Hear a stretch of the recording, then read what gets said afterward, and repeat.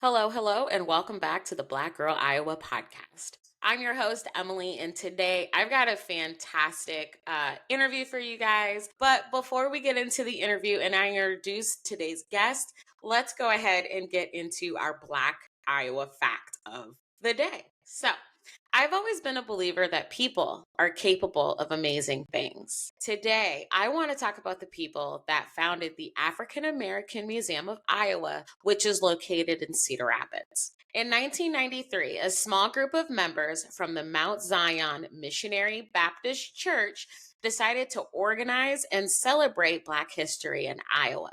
The church provided a meeting space and funds to launch the organization. The facility was built in 2003. The vision was to build a community that comes together to foster a greater understanding and appreciation of Iowa's African American history and culture through conversation, engagement, and reflection. The museum has a 30-year legacy that includes exhibits representative of our origins in Western Africa and a timeline that includes our history through slavery, the civil rights movement, and present day accomplishment. In 2023, the museum began exterior and interior renovation, which has since been completed. The museum is open Tuesday through Friday from 12 p.m. to 4 p.m. and on Saturdays from 10 a.m. to 4 p.m. Admission to the museum for adults is $8. For students is $5, and children under the age of 5 are free. This episode is dedicated to the small group of people that ensured the life and legacy of African Americans in Iowa is never forgotten and always celebrated. Thank you for advocating for the preservation of our history for future generations. And it is on my to-do list this summer to go to the museum. I have actually never been there, but I have heard some really amazing things. And I did a little bit of research on some of the exhibits that they currently have and what they've had in the past. And I really think it's a place here in Iowa that is kind of like a hidden gem. But hopefully through this podcast, you will take some time, check out their website, which I will link in the show notes, as well as making a trip out to Cedar Rapids to see the museum for yourself. Let's go ahead and get into the interview. So we're going to slide right on into the introduction, and then I'll come back at the end of the show to give my final thoughts, because this is a good one, y'all. A lot of really awesome gems and nuggets are in this, especially if you are thinking about either traveling or moving abroad. All right, let's go ahead and get into the interview. All right, everyone. So let's go ahead and get into today's interview. And I'd like to go ahead and introduce my guest, Shanice Whitney. She hails from Kansas City, Missouri, and is a 2010 graduate of Park Hill High School. Like me, she attended Simpson College in Indianola, Iowa, and graduated in 20 with her Bachelor of Arts degree in elementary education. Now, you can actually follow Shanice on TikTok, as she is currently on her second stint of teaching internationally in Doha, Qatar. She's living her best life, and I'm so excited for this conversation, y'all. So ladies, gentlemen, non-binary friends, I give you Shanice Whitney. Shanice, so excited to Hello. have you here. Hello. Yes, and so for y'all to know, it is currently 12 p.m. in Central Standard Time here in Iowa, and it is 8 p.m. in Doha, Qatar. So the whole, hey, let's get this scheduled. Wait, what time? It went back and forth quite a bit because I don't do math, but I'm so happy to have you here. Please just tell us how is life in Doha right now? It's amazing. I'm not gonna hold you. It's amazing. One of the biggest reasons for me moving back abroad was I just find so much peace living abroad. And that may sound kind of crazy to people, but I went home after those first 4 years in Kuwait, and that entire 5 years, I was stressed, baby. I was stressed. I can't lie. I was working a million different jobs, trying to find my space, looking for like my own little American dream. And for me, it just wasn't realistic in that space. And so, yeah, moving back here, I feel, and I tell people this all the time, like I feel like I'm at home. When I'm abroad, Yes. I feel like I'm at home. So it's good over here. It's good. I listen, and I love that. I really love the fact that you took an experience and then you came back and said, you know what, I know what kind of life I want to live for myself. And I just think that that's so important for Black women, especially, so that way we can get out of those societal norms and really just do what is important for us. So Okay. I absolutely love that. I mean, I've already kind of talked about this on the podcast. That's kind of where I was with my divorce. I was like, I don't really want to be married anymore. So Hey, let's go do something else. And hang it up. I have Hang it up. been so happy ever. But That's great. first, just to kind of get this started off, tell us about young Shanice. You are from Kansas City, Missouri. Mhm. Tell us a little bit about your hometown, what your community was like, and just kind of maybe a couple of differences between the Black community in Kansas City versus here in Des Moines or even Indianola. And we will get into the Indianola part because Yeah, we we we know. know. We know. We know. Okay, so I'm the oldest of 6 kids, grew up in Kansas City. In the younger part of my life, we lived in South Kansas City, which is predominantly Black. We lived with relatives for a while, and then my mom was finally able to get her own place. And then we moved up to an area that we would refer to as like up north, which is Mm-hmm. predominantly white. So once we went there, I started school there. I think I started third grade there. Yeah, so I went from having, Black teachers, Black classmates, like fully Mm-hmm. Black school, we're doing full productions for Black history, to going to schools where I was one of 2 Black kids in the class Mm-hmm. for a really long time. I want to say it started to pick up maybe around middle school. We started to get more Black kids kind of flooding it up there. Yeah, so that was interesting. Like, even so, my best friend, who is still currently my best friend, we met that 4th grade year because she also had moved from Raytown, which is another predominantly Black area, again, coming here Okay. to this situation. And I remember we used to do all kinds of stuff together. And one year we had asked our teacher, what are we going to do for Black History Month? And she was Mm-hmm. like, didn't we just do something? And she was literally referring to like a coloring sheet we had done for MLK Day. Like, I'm not even joking you. So we Oh took it Lord. upon ourselves. Yeah, it was a mess. We stayed in for recess for weeks. We got books from the library and different things. And we put on Mm-hmm. this whole like Black history project. Like, we had posters, we had graphs. Mind you, nobody is orchestrating this. This is us doing it on our This own, is right? And kids. this is Right. kids. This is kids. And Right. and Right. reflecting back as a teacher now, I'm just thinking like they probably felt uncomfortable in the first place, Mm-hmm. but also, what are they going to do? Are they going to tell us no? Like, they Yeah, can't. listen, because it's like, Yeah. look, just because it's not a part of your lesson plan doesn't mean it's Yes. not a part of mine. And the Yes. fact that you're 9 years old figuring it out, Yes. Lord, okay. Exactly. So, and I remember we went around to every 4th grade class and we did this Mm-hmm. presentation. And I'm going to be honest, nobody cared. Nobody cared at all. And I think that was like the Mm-hmm. first moment where I was like, oh, I'm Black. Like, Right. in this space, and nobody, and there were a couple other things that happened throughout that time, and I'm just like, my goodness, y'all are Mm-hmm. really not paying attention to the demographic of your students. You're really not. So I did my best throughout that time to really be proud of being Black, being proud of who I was.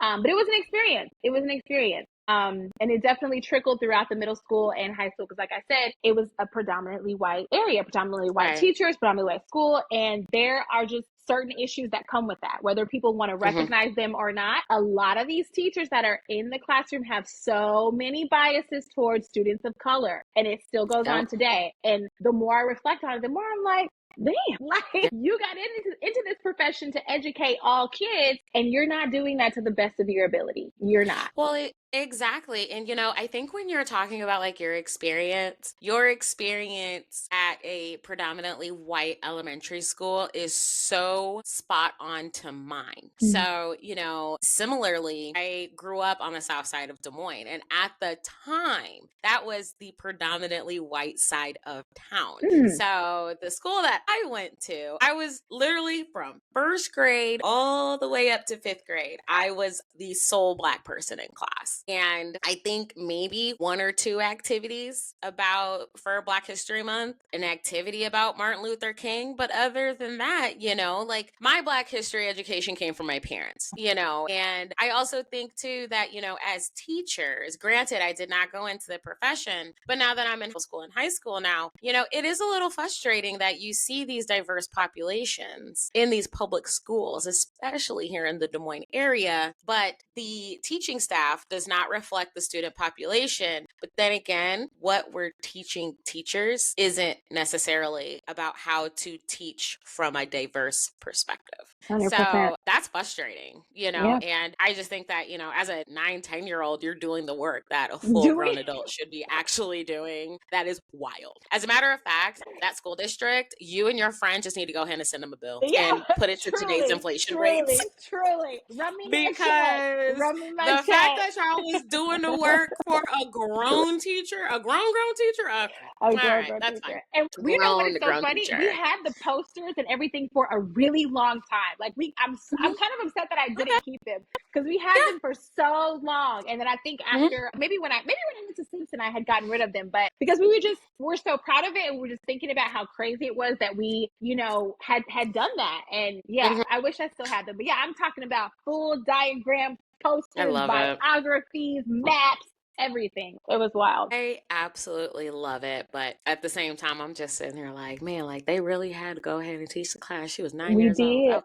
did. We Okay.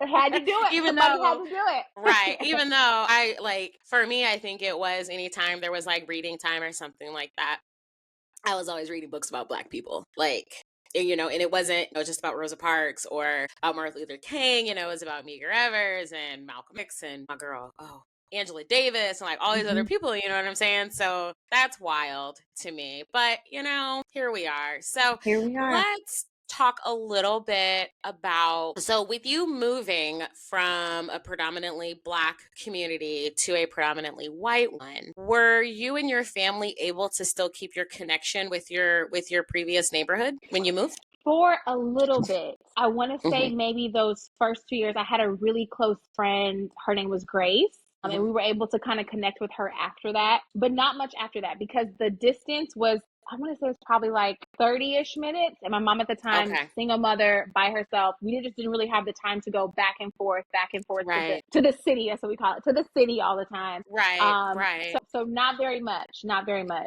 Got you. Okay. And that definitely makes sense. I feel like for us, we were able to stay relatively connected because my sister, who was 5 years older than me, so she went to Weeks Middle School here in Des Moines, when we lived on the South Side, and then she went to North. Okay. So with her going to North High School and then my dad coaching at North, my mom being one of eight, we were still pretty like well connected. But I would definitely think that like it would be harder if you're a single mom, maybe family isn't present in the area, so it is hard to keep those connections. Then were there other Black families then in that new area that you guys were able to connect with? Yes. So the issue was the area that we moved to, it was not a good area. I'm not going to hold you. Mm, It was not a good area. okay. There was a lot of stuff that went on that it was rough. So me Mm-hmm. being who I am, I pretty much Mm-hmm. stayed in the house. I'm not going to hold you. I stayed in the house. There were a few neighborhood friends that I had, but it was just a lot of stuff that I just was not into and that I was not going to Mm-hmm. do.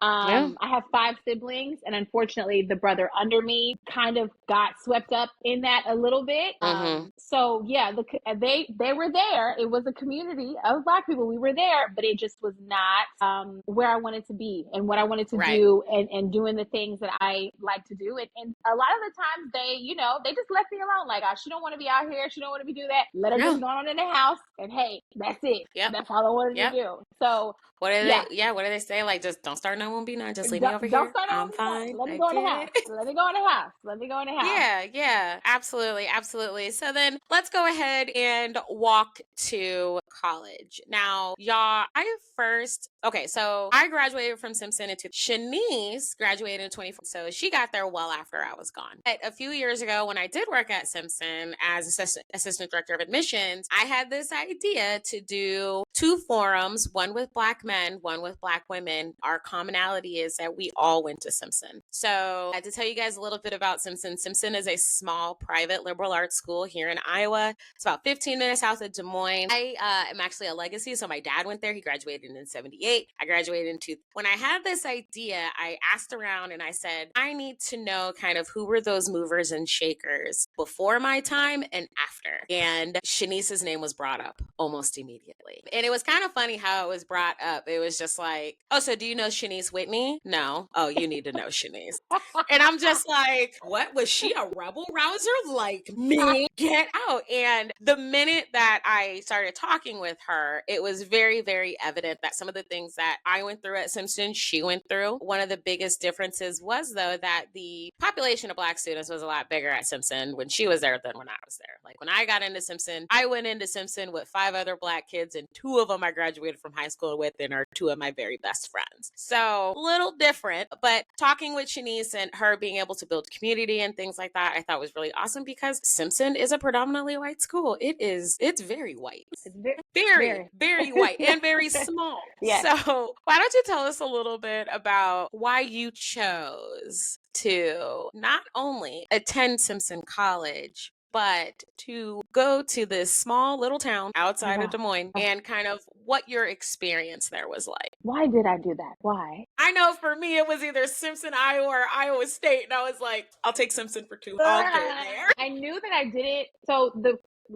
class I graduated in high school, I had been with these kids since 3rd grade. Since I first moved. And I just didn't want to be around the same people again for another 4 years. Like, we've been together for a long time. I kind of wanted to break away, but I didn't want to go so far away that I couldn't be kind of close to my family. And I remember in our counselor's office, they had this little notebook. And I'm also a first generation college student. So this was also just the whole concept of going to school, period, was very new to me. Nobody in my immediate family at all had been to school. So me doing this and figuring out and trying to go wherever was something that I was doing completely on my own. Again, my mom's a single mom. We have 5 other kids at home. You're going to have to work it out, baby. You got to figure it out.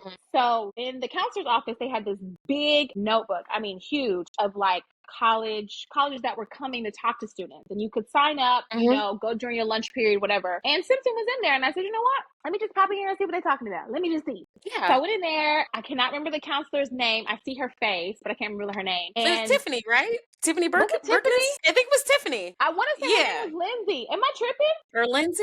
Is there another one? Was it Lindsay? Tiffany or Lindsay? We'll have to figure out. I'm pretty sure if there's Tiffany or Lindsay that worked at Simpson. Yeah, if you guys, it's one of y'all. It's one of them because I do know Tiffany. Yes, I know but Tiffany I as can't well. If it was her. Yeah. Okay. So I went to the little meeting, whatever, and I like what the person had to say. And I'm like, okay, let's just go here. It's small. And I also didn't want to go to a big school. That terrified me for some reason. Like being in a big room with a bunch of I don't want that. I want you to be in my face. I want to be close enough. Absolutely. You need to know my name. That was definitely my thing. Yeah. 100%. So the big colleges were automatically out for me. I just wasn't going to survive. And I liked what she had to say. And I said, okay. And I started the application process. When I say I was in that counselor's office, baby, 3 to 4 times a week. Because I need help. I don't know what's going on. I got to do what? Mama got to sign this paper. I got to turn this in, you know. And so shout out to that counselor too, because she really, the counselor at my school really helped your girl out. 100%. She was doing her job. Yes. I love it. Yeah. So when I got to Simpson, I was excited. This was new. This is a new place. My mom was also kind of no, I'm not going to say kind of. She was strict. So I was not in the streets. I wasn't, you know, doing all that. We had rules and regulations in her home. Yes, and in so most Black homes, absolutely. Yes. I was like, I can do what I want.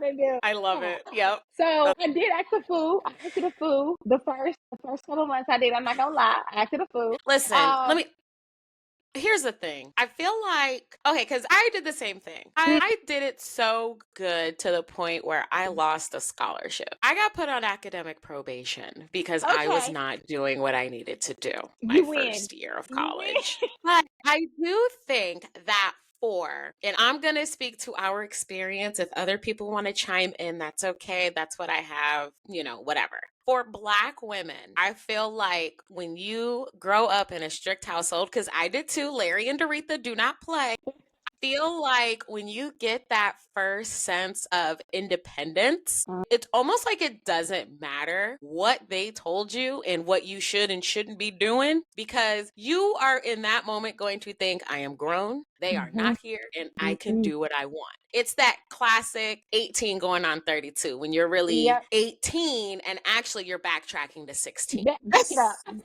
You're backing up all the way to 16. And then when you realize, wow, all this wilding out I've been doing is really detrimental. Let me go ahead and reel it back in. And I did reel it back in. Luckily, it was just my first semester. I got it back together. And then the rest of college was a lot better than that first semester. So yeah, yes. Simmer But no, down, please, baby. please. Simmer down. Yeah, no, I agree with that. And also, I'm the oldest of six. And so Mm, that oldest child, there was yeah. a lot of pressure put on me. And that is something that I'm still actually actively working through today. There are some Mm-hmm. things from that come up and I'm like, oh, dang.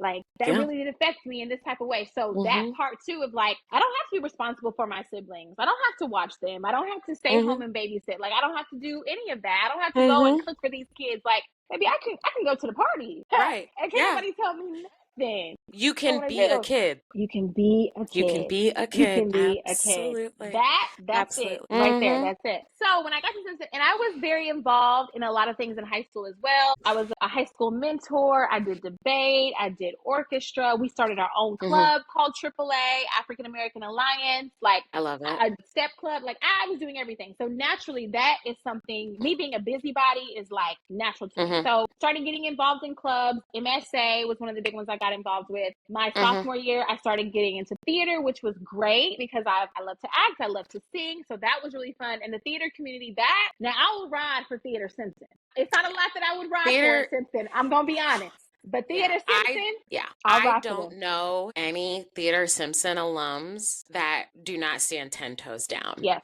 10 toes. for 10 Theater toes. Simpson during their time. Like, 100%. and to be honest, they had the best parties. Yeah. So Hey, there's that. hey, I went to a few of hey. those. We was the theater kids. Yeah. No, Right.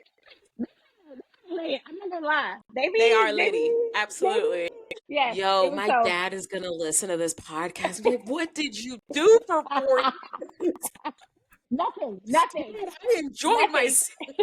Don't Okay. worry about it. Right. Don't worry about it. Right. So you talked a lot about, just being able to have that independence and be a Yeah. kid. What was the moment you kind of realized the space you were in? Because I know when my moment was. And Mm-hmm. when I had to really recognize, because again, like I went to Roosevelt High School. Roosevelt was diverse. Callahan Middle School was diverse. I grew up in a diverse neighborhood. So for me to even go from Des Moines to Indianola, that was a culture shock for me. Yes. But when was that moment for you at Simpson that you were like, oh, okay, so this is what it's about. So I'm gonna have to put my dukes up. Lunchtime. I'm ready to tell my story. She's front and center, ladies and gentlemen. Go ahead. We got the time. You haven't heard this story because I talked about this when we did the Black and Iowa series. So Mm, again, I was very involved in pretty much everything. Simpson had my face. There was a period. Simpson had my face on every pamphlet, sign, anything you could find it, baby. My face was on the front of it. Okay, and you can ask mm, anybody who was there. Ask anybody who was there. nope. I was always doing things, just like I said, very involved on campus, singing the national anthem at sports games. Like Mm-hmm, I was there. I was there. I was doing mm-hmm, stuff. And I had roommate issues. Now, mind you, this particular roommate had also had multiple issues before, like with every okay. roommate she had ever been with. Mm-hmm, So we kind of let her stay with us, whatever. She was also like, would do weird stuff, like lie about things that didn't need to be lied about. And we would just catch her in the mm-hmm, lies. And she'd be like, oh, no. And I'm like, girl, that's weird. Like, you don't have to do that. So an incident came up where she stated that I did something, went to mm-hmm, the education staff at mm-hmm. Simpson, which I'm going to be Okay. frank, there are only about 2 or 3 of them that I also would deal with to this day, Yep. just on principle, 100%. just on Mm-hmm. principle. Yep. And they immediately went to the dean. Nobody asked me my side of the story. Nobody tried Mm-hmm. to comfort me. Nobody gave me any support, but they gave this other girl Oh, everything, all of it. Mm-hmm. all of it. And I'm like, Yep. how did we get here? So Mm-hmm. I had been up for the humanitarian award. There was an award Mm-hmm. ceremony coming up. And literally the day before, the dean at the time, who I'm not going to lie, I need to talk to my therapist about this too, because we still might have a little beef. I'm not going to I lie, but know. I'm working I through know that. which dean you're talking about. Yeah, we I'm talked about this. working Please through go. that. Yeah, Proceed. I'm working through that. And he stripped my entire award away. Like reprinted the what do you call them? The handouts, when you go, Mm-hmm. everything. My name was wiped clean, none of it. And didn't even let me tell my story. And this is what sticks with me. This is why I think this is still heavy on my heart at times, is because this man looked me dead in my face and said, I know you and I didn't grow up the same, so you may not know how to handle things. And I'm sitting in his office like, elaborate. Mm. What does that mean? Now, at the Hmm. time, I'm sitting here boohooing, I'm crying because Hmm. I'm like, this is shocking to me. You, out of one Yeah. incident that I've had in the entire, after everything I have given to this campus, one Mm-hmm. incident when nobody asked me anything at all, you're just going off of what Right. she said. And she has Yep. actually had, you can, a proven track record of issues with other roommates. That's the part Right. that got me, is like, here I am, you know, doing all of this stuff, and one thing can happen. And that like token black girl, token black person came to punch Mm-hmm. me right in my throat, right in my Yeah. throat. And Right. And it's again, it goes into a lot of things that we know now, right? yes, About how, white women can weaponize their tears, about 100%. how there is the whole victim complex, right? Yep, And the stereotypical black girl, and then us not getting the benefit of the doubt, right? And I feel like 100%. it's only been within the last probably 10 years, probably 5 or 10 years, that I feel like Black women are actually speaking out about these things and are saying, you know what, actually, that is not correct. And here's why this is a problem. No, you are not going to be able to weaponize your tears and play victim when really in this story, you are the villain. Yeah, And I feel like sometimes I wish these things were more apparent and whiteness wasn't prioritized when 100%. we went to school. 100%. Because my instance, I can't remember if I talked about this on Black and Simpson, but my experience was my first semester where it was an English class, and the professor, whom I think retired like 2 years after I graduated, he was an adjunct anyway, we were reading something about celebrity crime and justice in English. And this was like English one. And now, mind you, I am 18 years old. I am the only Black person in my class. And I just want to be a student, right? Yeah. And so the case study was brought up about sensationalism in celebrity crime. The case study was the O.J. Simpson trial. I knew you Now, were going to say mind that. you, yep. Now, mind you, that happened in what, 94? Yeah. I was born in 86. I was 8, 9 years old, and I will never forget, we had to read it. And I wrote my answers to the questions, and I was like, if I gotta participate, I will, but if I won't, I won't. And this was probably the first time I had ever been singled as the only Black person in class in my entire time in school. And it was, so Emily, what were your thoughts when all of this was happening? I mean, did you side with your community, and did he do it? Sir, I was 8. I was a solid 8 years old. Like, They're sick. They're you sick. cannot ask me to speak for an entire community from something that happened when I was Sick. you know what I mean? Like, that is outrageous. And I just remember after that, it just really seemed like there was this downward spiral of me getting singled out. I remember sitting in class and being told that I'm only here because of affirmative action. I remember being told that, if I wasn't here on an athletic scholarships, which D3s do not get athletic scholarships, so there's that, then what was the point of me being there? I was told, you have kids, right? No, I don't have any children. I'm 19 years old. I remember having a racial slur written on my door and almost leaving Simpson. So it's like, I remember all of these things, right? And it was almost like at that, I don't know if this is for you, but for me, that is when I learned how to code switch.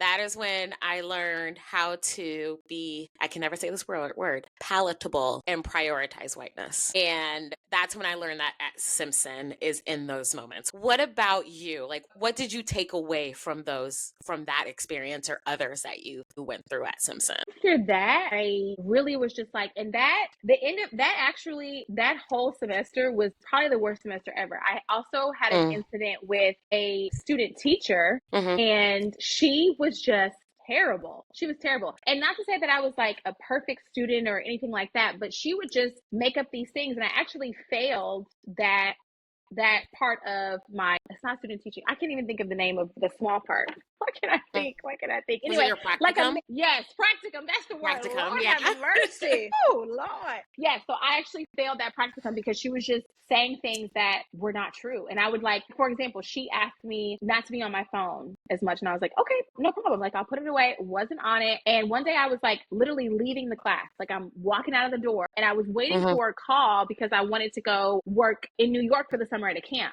So I'm like leaving the classroom, like I'm not even in the class, and I'm answering the phone, like I'm out the door. I'm out the door. Right. She continues to write that other thing saying that I'm continuously on the phone. It was like small little things like that. And I'm like, what is your Right. problem? I had a panic Right. attack after this incident, told her about that. She basically said that I was lying. Like it was a disaster. And I'm like, why are you like this? Like, what is the issue with me? And she was never very like warm or kind, even when I interacted with her. And it was a horrible semester. So that whole period, I was just like, why did I come here? Why did I Yeah. come here? Like, what was the reason for me coming here? If nobody's going to support me, I'm not going to have backup from anywhere. And the only person who really, really, really stands 10 toes down is Marcia. I don't know if you know Marcia at Simpson. I don't, Oh my but God. I've heard this from multiple people that Marcia was that person. An angel. I still talk to her to this day. When I went back to I love Iowa, it. I popped up to go see her. That woman single-handedly saved me from that place. She was the only person I feel like who really had my back, who took the time to listen to me, who understood, who really knew me as a person and knew that I wouldn't be doing these outlandish, ridiculous things. But it also shouldn't take for you to really know me on a deep level, for you to give me a chance to explain myself, give me a chance like you gave everybody else. Why am I not afforded that same opportunity, right? We have to jump through a million hoops. I got to do A, B, C, D, E, F, G, Q, everything before you even give me an ounce of airtime to express myself or explain. And that's not acceptable. That's not right at all. And in my years and through therapy, from Shout out getting to through therapy. college. Shout out to therapy, baby. Shout out to therapy. But in the things that I've had to process through therapy, whether it be from my time in college, my time in corporate America, because I worked in the insurance industry for 10 years, to things that have even happened with me working in higher ed. I think the thing is, the reason why we Black women are never given the benefit of the doubt, the reason why we're never being able to say our piece or even have our talent speak for us and show us that we are worthy, is because when we live in a society that prioritizes whiteness, no one expects greatness from us. And I really think that, in a nutshell, is why we had the issues that we had at Simpson, and why other Black women have had the issues they have had at Simpson, is because our greatness, it just happens. It's just there. We just exude it. But because it's not expected from us, people don't know how to take it. And it's incredibly frustrating. But I mean, I think considering where you are now and where I am now, we never needed their validation for the greatness that we were capable of. So, Never. you know what I One. mean? And if anything, and I remember this because me and you had a few conversations after Black at Simpson, and even like through the pandemic and things like that. And I really think that for a lot of Black women, those adverse situations, not only do they make us who we are, but we also recognize the importance of having a safe space. 100%. And creating a safe space for someone else, and I really think that, and I'm going to transition here a little bit, because I really feel like, aside from you teaching in Doha, which we will get to that because I have so many questions. First of all, you guys, I will link Shanice's TikTok below, but I think what your TikTok does is it shows what it looks like to prioritize yourself and create your own safe space. I really love your TikToks because you are giving advice, you're showing a day in the life, but also you are essentially telling people that this life that I am living now is based on how I want it. And if you cannot respect my space and the necessity for safeness in it, you cannot be in it. So talk to me a little bit about what those rewarding parts of living abroad are for you. And would you say that, like, by you doing this, that you have essentially created a safe space for yourself? The safest space that I could have ever created outside of the GCC, which is like Abu Dhabi, the UAE, Oman, Qatar, Saudi, Bahrain, who am I missing? Kuwait, all those, I think it's six countries. Being some of the safest places in the world, like outside of that, like actually physically being safe, right? Because as a teacher in America, even as a regular citizen, baby, the shooting, baby, you can't even go to the Walmart, honey. You cannot. So outside of that, like physical safety. Mhm. Yeah, I am so much more at peace. Like I don't have to, I feel like at home, I'm always constantly, and of course, the schools out here have their own little issues and their own little politics, whatever. That's Right. going to be everywhere that you go. But I don't feel this sense of like, I'm always having to prove myself or one up Mhm. myself or one up the next person a little bit or do too much. I can just exist as the Mhm. person, as the teacher, as the friend that I am. And Mhm. it feels like nothing can interrupt that. And I really, really Mhm. enjoy that for myself. I think also too, and I love my family. I do. I really do.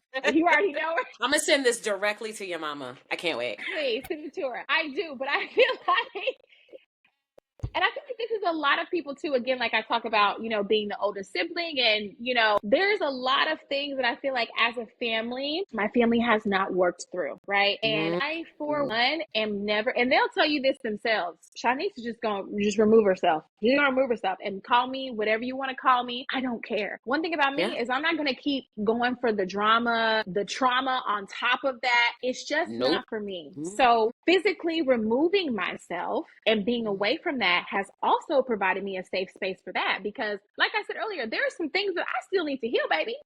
There are Yeah. some things that have come up for me, especially this past year. My grandpa passed unexpectedly in October. That brought Mhm. up a lot of feelings and emotions. And it's just like, wow, yeah, I need a space where I can focus Yeah. on me, where I feel safe, where Mhm. I feel protected, where there's no judgment, where I don't have to worry about, and again, I love my siblings. I have five siblings, three sisters, two brothers. I don't have to worry about always, okay, I got to protect so and so and do that. Sometimes I need to focus on myself. And I think I've spent a Yes. lot of my life focusing Mhm. on my family. Just that's it. And so yeah, all of those things together, I've really created a space where I, like, even the other day, I do this thing for myself. I did it in the States too, but we start school Sunday through Thursday, so I always have a steak Okay. Saturday. I love steak, so I go to the store. I make me a nice steak dinner. I Got love the loaded it. potatoes, the little asparagus, whatever I'm feeling. Right. And I get in here. I light my candles. I turn on my Mhm. TV, and I'm just like,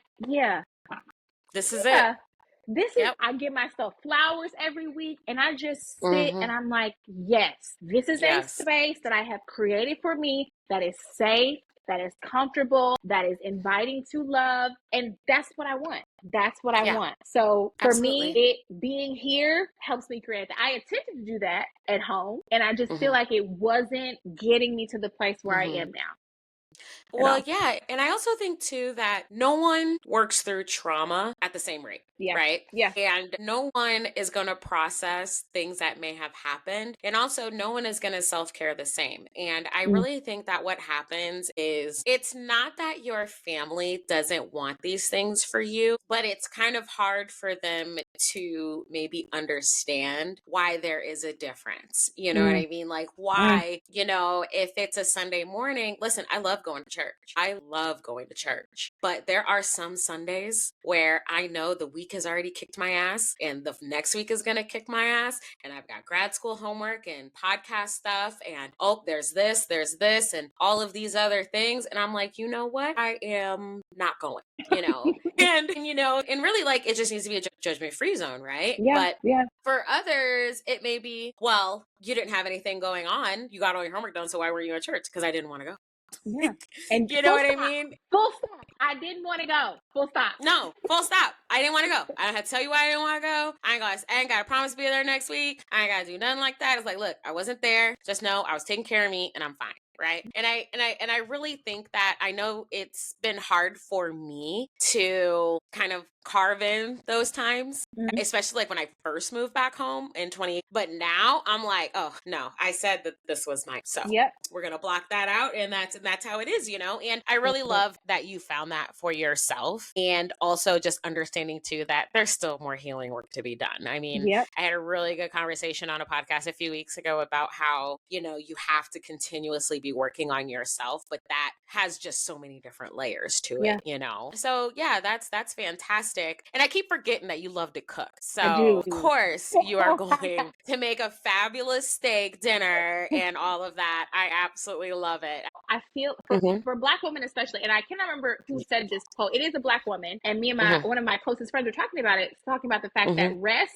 is revolutionary for Black women Mm-hmm. because as a group, we have been for hundreds of years overworked, Mm-hmm. underpaid, Mm. disrespected, always Woo. taking care of everybody else. Everybody else. And I've had this conversation with my mom all the time, and she just kind of like looks at me a little crazy and kind of giggles. But I'm like, it's okay to take a break. It's okay to Yeah. sit down. It's okay. Like, we have to learn how to prioritize Mm-hmm. ourselves. It is not Yeah. selfish. It is not selfish. To No. me, it is a radical act of love, baby. Because one thing about me Ooh. is I'm going to have me. I'm Ooh. going to have me. That part. And Yeah. you know what's crazy is that my mother, listen, when Doretha Johnson says, I am going out, I am taking some me time, she truly means that. I remember when we were in school and me and my sister would wake up and she'd be like, you know what, y'all ain't going to school today. Y'all want to go shopping? Yes, Yes, absolutely. So she would we do. take us to Coralville in Iowa City and we would be able to play hooky for a day, you know, or my mom would, you know, especially like when I got to be like, you know, like a junior or senior, do you need a mental health day? Are you okay? You know, and it's so crazy that I grew up with that, but especially when I was married, that was not the case. I had to be the one to take care of everything, right? And even now, you know, like moved out, you know, filed for divorce. What's the first thing Emily does? Apply to grad school. Is if I'm not busy enough, right? Right, And then it's like right. I finished grad school in December of this year. Can't wait. Oh my God. And even then, I'm just like, okay, but if I were to go and get my MBA, what would that look like? No, Emily, you don't need 2 master's degrees. Sit down, right? And it is so important, you know. And I really, and this is another reason why I love your TikTok, and this is why I really want to start getting into living abroad. So I think one of the awesome things about your TikTok is there is definitely that radical love that you said, right? That revolutionary love for yourself to take care of yourself. And so you're doing everything from doing a morning run to, you know what, I went to the snack shop. This is what I got. I went and got my hair done. Oh, me and my friends went to Paris for the weekend. Like, talk to me about just really how you have decided to live your best life. Tell us about life in Doha, please. My favorite topic. My favorite life in Doha. So in my first 4 years of moving abroad, so after I left from Simpson, I moved to Kuwait, which was hilarious. I don't know if I ever told you this story. There was a teacher, I want to say maybe she was an adjunct teacher. I can't remember. Anyway, I never saw her on campus my entire 4 years. I never saw this lady. Never. And during the senior time of teachers, like when we would come and like debrief of our practicum or whatever, people would share like where they got jobs, whatever. I shared my job and then somebody told her because this lady had also taught in Kuwait, which was like the craziest, like how the things that had to align exactly for that to happen blew my mind. Right. So Yeah. I met up with her and I recorded our conversation. I actually think I still have it. And she just sat with me for 2 hours and just told me everything about Kuwait, like everything about it. And I was like, this is divine intervention. Like what are the odds? What are the odds? I go to this little small school. I never had dreams of teaching abroad. That wasn't what it was. I think something in me the senior year, I just was like, you know, I feel like there's a little bit something more. There's a little bit something more. I don't know what it is. And I originally was going to go do my master's in London. I had been accepted to a program there. And I was like, well, what if I don't like teaching? Let me just go try teach first. Like, what if I get this degree and I hate it? Yeah. But then I was like, okay, can I do this internationally? And that's how that kind of spiraled into me looking at that. But me sitting there talking to her was really like a sign, like, okay, I'm supposed to be doing this. So my time in Kuwait was amazing. I taught there for 4 years. The first year was an all boys school. The last 3 years was a more international school. I had boys and girls, very diverse population of students. And it just opened my eyes to like how life could be. Like I had been to so many places that I never thought that I would ever go to, traveling, meeting so many different people. I have some of my best friends still to this day from that time. And it was just wild because there was nobody in my immediate space who had ever done something like that. Like even when I would bring it up to people at home before I left, they would be like a little bit confused. Like, what do you mean? Like, what are you doing? You finna go where? Why you want to go over there? Yeah, why you want to do that? Right. So yeah, it just is and that's where I also started therapy, was when I moved abroad, right? Because again, being in the Really? family, yes, in the community that I was in, and Black people in general, I'm just gonna lie. I'm not gonna lie. We have there's a stigma around therapy, period, in general, but I feel like there's a special stigma that Black people have around therapy, and I want us to release it. I need us to release it very badly. So when I was finally in a space where nobody is like judging me, nobody's wondering what I'm doing, and I was starting to really notice these like negative habits that had come from childhood, come from previous relationships, and I was like, oh, this is not okay. I need to talk to the lady. I need to go sit on that lady couch, and I need to talk to her. I need to talk to her. So that was probably the biggest transformation and shift that happened during that time in Kuwait, was because I needed to go to therapy. I needed to go to therapy. Yeah, and just having all of those relationships, again, traveling and seeing the world. There are so many just like wild, random, crazy experiences that I probably sometimes could have got kidnapped. I'm not gonna lie. I probably shouldn't have been doing we it. can't have that. We cannot have that at all. No, not at all. You know what? I've lived at this ripe age, I just turned 32 last week. At this ripe age of 32, I've had a very beautiful, beautiful life. And so moving home in those 5 years, I just was like, it was like a reverse culture shock. Because I'm like, okay, I'm going from living very comfortably, going out to my friends with brunch, traveling to Oman, or, I would come frequently to Doha also on the weekend, to just like, okay, I'm going to work, and then, okay, I need to pick up another job. Maybe I need a side hustle. Okay, health insurance. That first 6 months, especially, I was so overwhelmed. So I did my best. I tried, and it just got to the point where that last year that I was home, I was so depressed, like real bad. I would just pull into my driveway sometimes and just cry, like legitimately just cry, because I'm like, this cannot be it. All I'm doing is going to work and coming home and then going to do my side hustle. That year before I left, I was Ubering and Lyfting. I was substitute teaching, and I was nannying. Mind you, I'm a single person. I am one person. And I still was just like, what are we doing here? You touch on something that I think is really important. And this is something that I faced when I left my ex-husband is, well, Emily, you don't have any kids, you're single, so you have the time. Actually, no, I don't. It's like, no, I like sleep, and I like to wake up. I think one of my favorite things when I moved out and when I got my own place and I was like truly like living on my own, was I used to love waking up on Saturday mornings, making a cup of coffee and just watching cartoons and eating cereal in the middle of my living room floor.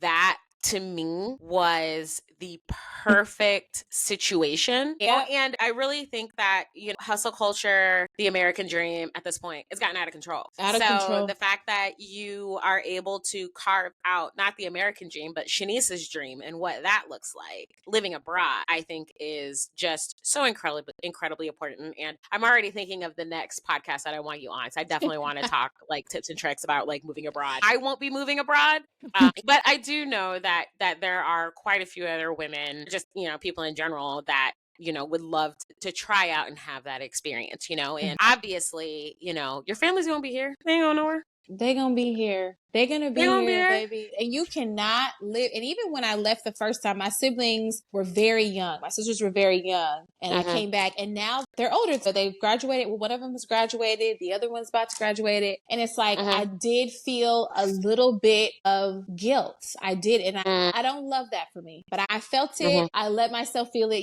go through the emotions. But it's like, no, there's no guilt. I am a 32-year-old single woman who is allowed to live her life on her exact terms. And this life that I have here, I love it. This first year has been really, for me, has been stacking up the coin and paying off debt. That's truly what it has been.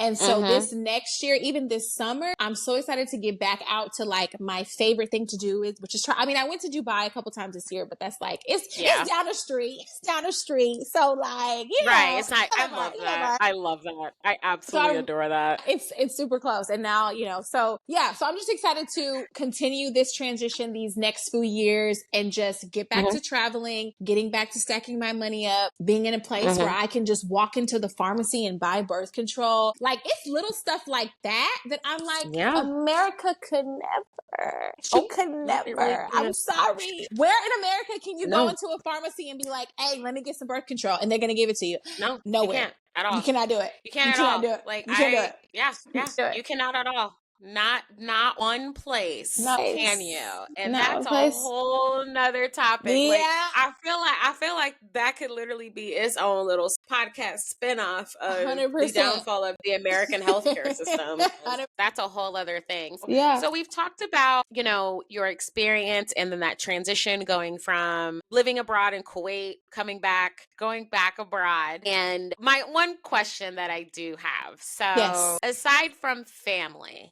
aside from our trash healthcare system, mediocre politics, is there one thing that you miss about living in the States? Chipotle. I'm not gonna hold you. Oh man, I was not ready. I was thinking she was gonna say something like, "Oh, you know, like KC Chiefs games or KC barbecue or something like that." She says she misses Chipotle. Chipotle. I'm not gonna hold you. And the year before I left, I was nannying very heavy this year, and two of the boys that I nanny, baby, we used to run up the tab at Chipotle. We used to run absolutely. it out. And I don't care what nobody got to say. I love me some Chipotle. Call me basic. Call me regular. Call me whatever you want to call me. Chipotle is that girl. And as soon as I touch down, I'm going to give me a steak bowl. Run it. Tortilla on the side. Have that vinaigrette. Period. Listen, all of it. That's it. All of it. That's it. Next time I go to Chipotle, I will be dedicating my order to you. I usually get chicken. I'm gonna go ahead and get that steak ball, and I'm gonna go ahead and I'm gonna ask for double meat because they be wanting to skimp you on the meat. Yeah. But I'm gonna just be like, look, this first bite is dedicated to Shanice because she can't handle Chipotle right now. I can't handle Chipotle, and it's so crazy because there is like anything you could dream of eating is here, which is one of the reasons why I love it too. Is because they have American chain restaurants, but they also have chain restaurants from the UK. And because the majority of the population is expats and immigrants and all that, there's a lot of different diverse food here. So I'm never short of wanting to eat something. Like if I want to go get Papa John's, I get Papa John's. If I want to get Church's chicken, they have the Texas chicken or whatever. But it's those small ones where I'm like, dang, I would love a burrito bowl right now. I would. And you know what they always say, right? Well, you could bake that at home. It's not the same. It's not the same. And I have made it at home, and it's not the same. It's not the same. It's not the same. I want to go through the line. I want to tell the girl what I want. That's what I want to do. That's what I want to do. Yeah, no, facts. I felt the same way. Granted, I didn't live abroad, but I lived up in Wisconsin for a bit, lived out in Wyoming, and then I lived in Arizona. And the number one thing, if you are from Des Moines, you know the real that is tasty tacos. I don't care, but every time I came home, I immediately would run to Tasty Tacos and get me a flour taco and a side of tasty taters and Dr. Pepper. Did I try Tasty Taco? If you didn't, tried it. You have to be here. It's just, and I've tried to make tasty tacos at home. It ain't the same, and it is what it is. But no, so I kind of understand that, where it's like, yes, you got all these awesome food options. And I mean, I live in Yuma, Arizona. There were taco trucks everywhere. But it was just something about tasty tacos and being home. Yeah. Could not beat it. Could not beat it at all. That's it. So, Shanice, I have one more question. Yes. And then I'm going to give you a chance to let the people know where they can follow you on social media and check out your journey. So we talked a lot about, just our experiences as Black women, in worlds where whiteness is prioritized. We have talked about, our experiences with travel and family and healing and all of these things. The question that I want to ask, I want you to think about what advice you wish you would have had prior to moving abroad that you want other Black women to think about if this is a journey that they want to start for themselves. Oh, that's such a good question. Advice. What would I say? See, this is that journalism degree. Remember? I told you. This is how it works. You working it. You are. I'm doing what I can. Oh my God. What would I say? Because you know what? I get so many comments on TikTok from other Black women, like a lot. And sometimes they don't comment. Sometimes they'll send me DMs and on my Instagram as well. Yeah. And it's funny. One particular lady said she was specifically looking for Black women who lived in Doha. She said, and I found your YouTube. And I was like, I love it. Whoa. I love it. Love that. So that my target audience has been reached. Like, these are the girls that I'm trying to reach. Like, that's who I want. Cause I want all Black women to whatever, if you have an inkling to do it, do it. So I would say don't limit yourself, because I feel like a lot of the times we have this idea of things that we can't do, or maybe it's too big, or it's ttoo hard, or I don't have enough information, or I don't have enough resources. Baby, you can get all those things. You can get on those things. I sat there on that Google and I didn't even tell anybody I was trying to move abroad. And I just got to Googling, asking questions, figured it out myself. So don't have the mindset of where you can't do it or you can't figure it out. You absolutely can. And if you don't know, it's okay to ask somebody. Because I feel like that's another issue that we have. Closed mouths don't get fed. Closed mouths do not get fed. And closed mouths also can't live abroad. So no, not at all. Not at all. And there's nothing wrong for asking for the help, right? There's nothing wrong with that. Wrong to do your own research. There's nothing wrong to ask for help. And just like what you said, just do it. Just do it. This is what you want for yourself. Definitely just do it. And I feel like, that fear, with Black women, that fear that we're going to fail is why we don't do. And I feel like that is even something that I'm working through. And I absolutely love to see that you have worked to this point. Yeah. And you're still working through. And this conversation was just absolutely amazing. I definitely think gotta have you back on the podcast because I'm want ready. The top 10 tips and tricks to living abroad. And I want to be able to share that. It's gonna be amazing. But Shanice, I also just want to go ahead, roll out the red carpet, let people know where they can find you, follow you, and what else you may have coming up in this fabulous life that you are living overseas. You can find me on TikTok and Instagram at Shanice Untethered. I am also on YouTube. I haven't vlogged in a while, but if you want to binge some of my old Qatar vlogs or travel vlogs, feel free to do that. I'm also starting up a new Instagram specifically for teaching abroad because I've just been getting so many questions and DMs. So it'll be called Teach, Travel, Thrive, which I think is really cute. It's cute. I love it. I love it. So if you Triple T. So if you are a teacher, if you're interested in that, go there. And I haven't shared this with anyone, but I have also been working on a couple of eBooks that also give people all of the information to teach abroad as well. Because no matter how much free information I give, I put it on the DMs, the videos, people still have a lot of questions. You would be surprised. And I'll be like, go watch my videos, y'all. Like, I put it up there. So I'm working on a couple ebooks that they're almost finished. I need to do like slight little tweaks and edits. But those will be dropping this month of May. So look out for those if you're interested in seeing those. So let me get this straight. You are living abroad, traveling, teaching, and you're going to be a published author, girl. Hello? Listen. And that is so awesome. I'm so proud of you. And I'm so excited for you. That's going to be absolutely fantastic. I will be sure to put all of Shanice's info down in the show notes, y'all. So Shanice, thank you so much. Thank you. This has been an amazing conversation. Great conversation. So y'all, I'm going to go ahead, take a quick break, and then I will be back with the reflection. All right. So I hope you all enjoyed that awesome conversation that I had with Shanice. She is most definitely just like one of my favorite people. I'm really happy and blessed to have been able to meet her, especially when we did the Black at Simpson forum, but also to just really see her evolution and her journey into really figuring out what it was going to take for her to live the life that she wanted for herself.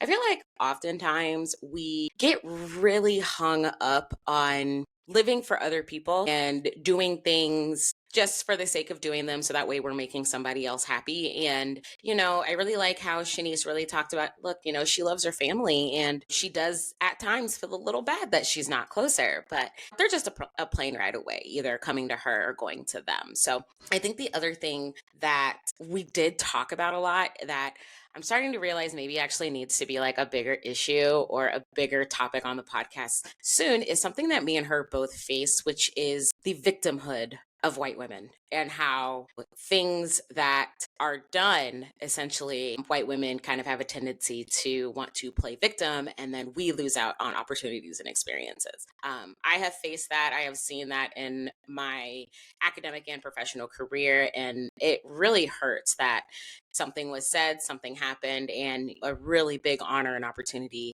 Shanice wasn't able to capitalize on. And those things have a lasting effect on us.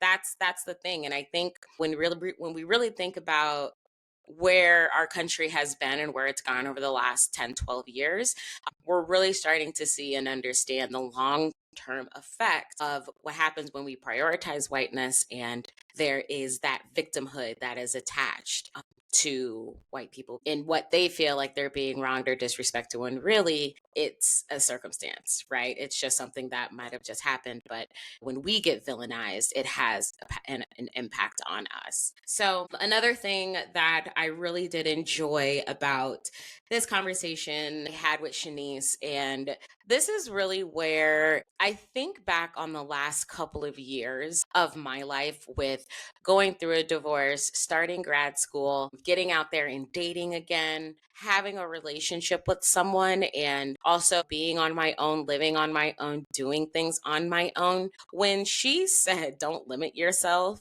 that can be leveraged on so many different levels. The saying is, there are always going to be a million reasons not to do something, but one that should kind of tell you you should. And when I think back to when I wanted to file for divorce, going to grad school, especially with the divorce, because what I had said in my dating episode is that, I had actually contemplated divorce back in 2020, didn't actually do it until 2022. And the reason is because I was giving myself all of those reasons on why I shouldn't get a divorce. It was, well, we've been together for so long. Well, we practically grew up together and went through our 20s together. We've had so many memories and all of these other things. But the reason was never, I'm not happy. The reason was always, well, we've done X, Y, and Z together. But really, the reason really should have just been, I'm not happy. So this is why I should be exiting stage left. And eventually I did. And I'm very, very happy that I did. But I also just think that those are just kind of some of those things that we don't really think about when we want to do something or accomplish something. So there's really no sense on us limiting ourselves. And the answers are always out there. Even when it came down to me going to grad school, all I had to do was do a quick Google search, find Master of Arts in Communications programs, and narrow it down to the schools that actually had those programs. If the programs were in person, if they were virtual, the length of the program, were they 18 to 24 month programs, the cost, because I am paying for grad school on my own, just like I paid for undergrad. Those are all things that I was able to just get out there and figure out on my own. I think a lot of the times too, and I know this for myself, I'm always looking for a blueprint that's already been established so then I can just kind of copy, paste, and repeat.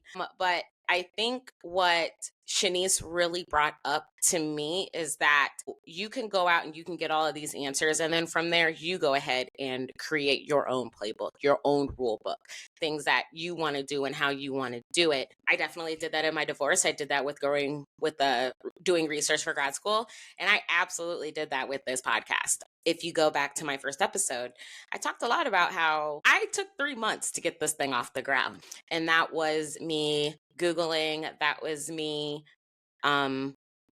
watching YouTube videos. I had a spreadsheet with, oh, this is the camera that I want. Well, how is it compared to this one? This is the microphone that I want. How does it compare? Oh, my headphones. Do I really need these high-tech headphones? Or could this $5 pair from Five Below work? And guess what? They actually work. But having all of those things in my head, that's me not limiting myself and really creating something based off of how I see fit. And that's what Shanice has done. Found herself being happier living overseas, teaching overseas. That's where her dream is. Not the American dream, Shanice's dream. And I encourage all of you to think about what your individual dreams are, not the dreams that other people think that you should have. And then what are you doing to achieve those dreams? Are you journaling every day? Are you taking a class? Are you reaching out to other people that are successful in a realm that you want to see success in? Those are all things that you could absolutely be doing for yourself to not continue to limit yourself. So again, big shout out to Shanice. I do have all of her information in the show notes. And then I also did go ahead and put all of her social medias and all that great stuff. So then you guys can go check her out and her YouTube channel. So you can go look at some of her weekly vlogs while she was living in Doha. So as you guys know, next week, I believe Monday through Thursday is the Democratic National Convention where Vice President Kamala Harris will hopefully, fingers crossed, crossed, just so that way there are no hiccups or anything like that, be accepting the Democratic nomination for the 2024 presidential ticket. And what I'm going to be doing on next week's episode is really talking about politics, but what I think about VP Harris's candidacy or VP candidate, and also giving you guys a reaction to her speech, her acceptance speech, and just really letting you all know really what it is that I'm looking for in a candidate and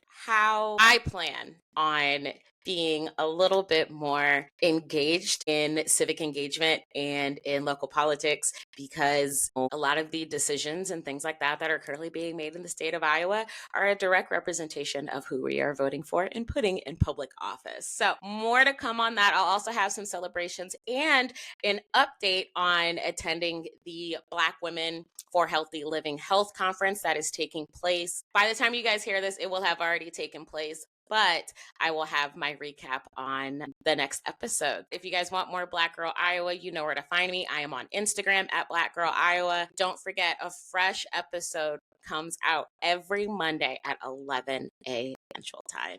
So this is Emily with Black Girl Iowa signing off. I will see you guys, or you guys will hear me on the next episode. All right. Bye-bye.